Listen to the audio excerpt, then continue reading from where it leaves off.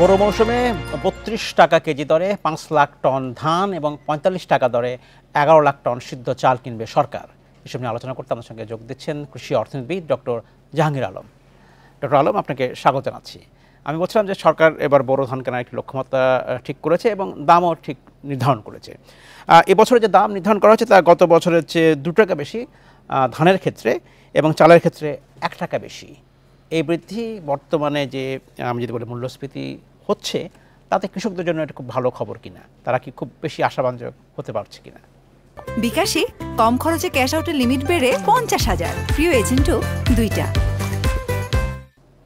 দেখুন, ধানের দাম ২ টাকা প্রতি কেজিতে বাড়ানোটা মোটামুটি ভাবে যুক্তিপূর্ণ বলতে পারি। কারণ যদি প্রকিউরমেন্ট প্রাইস খুব বেশি হয় তাহলে প্রাইস ইনক্রিজের ক্ষেত্রে এটা একটা ইতিবাচক প্রভাব পড়ে, এবং যেহেতু এখন চালের দাম এমনিতেই অনেক বেশি, প্রকিউরমেন্ট প্রাইস বেশি হলে হয়তো চালের দাম আরো বেশি বেড়ে যাওয়ার সম্ভাবনা থাকে।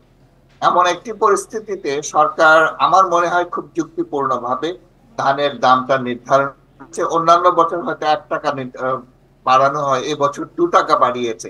তার কারণ হলো যে গত কয়েকটা সিজন ধরে ধান প্রকিউরমেন্টের যে প্রত্যাশা সরকারের থাকে, যে টার্গেট থাকে, তার ২০-২৫% বেশি সংগ্রহ করা যায়, যে কারণে অনেক সময় ধান সংগ্রহের লক্ষ্যমাত্রা নামিয়ে দেওয়া হয়, যেমন গত আমন সিজনে নামিয়ে দেওয়া হয়েছে। তার প্রধান কারণ হলো যে আমাদের কৃষকরা সরকারের গোদামে গিয়ে ধান দিয়ে আসতে এটা উৎসাহিত বোধ করে।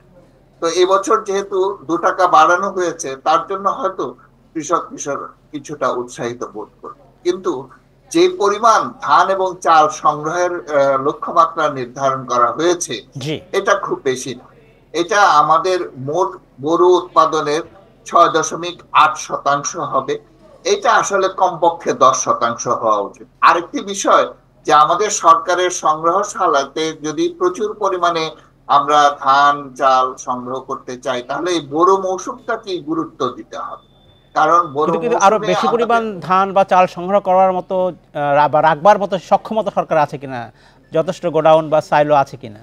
সক্ষমতা না থাকা এটা খুব ভালো কথা না। কারণ স্বাধীনতার পরে আমাদের মোট ১৫-১৬ লাখ টন চাল রাখার মতো সক্ষমতা তখনই ছিল। আজকে ৫৩ বছর পরে আমরা ২২ লাখ টন চাল রাখার মতো সক্ষমতা অর্জন করেছি। এটা খুবই নগণ্য। এখন কমপক্ষে আমাদের ৪০-৪৫ লাখ টন চাল যাতে করে আমরা সংগ্রহ করতে পারি এবং সংরক্ষণ করতে পারি, সেই লক্ষ্যমাত্রা আমাদের অর্জন করা উচিত ছিল। যদি করা নাও যায়, তা আগামী ২-৩ বছরের মধ্যে সেটা করা সম্ভব।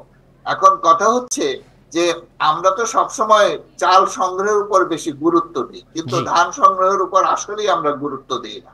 যেমন ৫ লাখ টন ধান সংগ্রহের কথা বলা হয়েছে এবং চাল সংগ্রহের কথা বলা হয়েছে ১১ লাখ টন ১১ লাখ টন সিদ্ধ এবং ১ লাখ টন আতপ চাল, মানে ১২ লাখ টন। তো এখানে ধান সংগ্রহ কমপক্ষে ১০ লাখ টন ধান সংগ্রহ করা উচিত ছিল। কারণ আমাদের ধান সংগ্রহ করলে কৃষক সরাসরি ভাবে উপকৃত, লাভবান হয়। আর যদি ধান সংগ্রহ করা না হয় তাহলে কৃষক সরাসরি ভাবে লাভবান হয় না। আরেকটি বিষয় হলো যে ধানটা যখন উঠে তখন ভিজা অবস্থায় বিভিন্ন আমাদের যারা চাতালের মালিক এবং ব্যবসায়ী, বিভিন্ন ব্যবসায়ীরা সেটা মাঠ থেকে কিনে নেয়, সরাসরি কৃষকের খামার থেকে কিনে নেয়, এবং সেটা তখন দামটা অনেক কম থাকে। তখন তারা আসলেই ৩২ টাকা কেজি বিক্রি পারে না, তখন হয়তো ২৫-২৬ টাকার উপরে কোনো অবস্থাতেই বিক্রি করতে পারে। এবং যখন কৃষকের কাছে যখন ধান থাকে না, তখন ধানের দামটা চড়ে। চাতালের মালিকরা বলে যে আমরা বেশি দামে ধান কিনছি। সে কারণে সরকারের কাছে যদি সংগ্রহে বেশি পরিমাণ ধান বা চাল থাকে, সেক্ষেত্রে খাদ্য নিরাপত্তার ক্ষেত্রেও এটি একটি বড় ভূমিকা রাখতে পারে। অসংখ্য ধন্যবাদ ডক্টর আলম, আমাদেরকে আপনার মূল্যবান বক্তব্য জানিয়ে। অসংখ্য ধন্যবাদ।